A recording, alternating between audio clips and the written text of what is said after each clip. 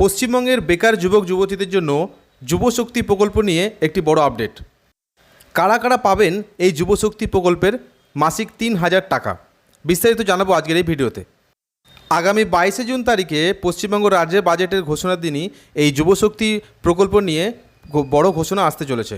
চলুন তার আগে একবার জেনে নেওয়া যাক এই যুবশক্তি প্রকল্পের জন্য কারা কারা আবেদনের যোগ্য, অর্থাৎ কারা কারা পাবেন এই মাসিক ৩,০০০ টাকা। যুবশক্তি প্রকল্পে আবেদন করবার জন্য আবেদনকারীকে এই নির্দিষ্ট 4টি যোগ্যতার মধ্যে অবশ্যই পড়তে হবে।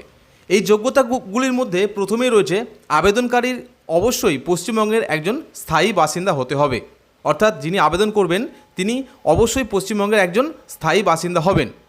এরপর দ্বিতীয় নম্বর যে শর্তটি রাখা হয়েছে সেটি হলো আবেদনকারীর বয়স হতে হবে অবশ্যই 21 থেকে 40 বছরের মধ্যে। এরপর 3 নম্বর যে অপশনটি রয়েছে, অর্থাৎ যে যোগ্যতাটি আপনার থাকতে হবে সেটি হলো আবেদনকারীকে অবশ্যই মাধ্যমিক পাস করতে হবে, অর্থাৎ তার ন্যূনতম যোগ্যতা মাধ্যমিক পাস হতেই হবে। এবং 4 নম্বর যোগ্যতা রয়েছে, যিনি আবেদন করবেন তাকে আবেদন করবার সময়ে অবশ্যই কর্মহীন অবস্থায় থাকতে হবে, অর্থাৎ তিনি কোনো বেসরকারি কোনো কোম্পানি হোক বা অন্য কোনো রকম কাজের সঙ্গে তিনি যুক্ত থাকতে পারবেন না, তাহলে তার অ্যাপ্লিকেশনটি ভেরিফিকেশনের পরে বাতিল বলে গণ্য করা হবে। আশা করা যাচ্ছে 22শে জুন বাজেট ঘোষণার পর থেকেই খুব তাড়াতাড়ি এই যুবশক্তি প্রকল্পের জন্য আবেদন প্রক্রিয়া শুরু হয়ে যাবে। আবেদন প্রক্রিয়া কবে শুরু হচ্ছে, আবেদন কিভাবে করবেন তার সমস্ত তথ্য জানার জন্য চ্যানেলটিকে অবশ্যই ফলো করে রাখুন।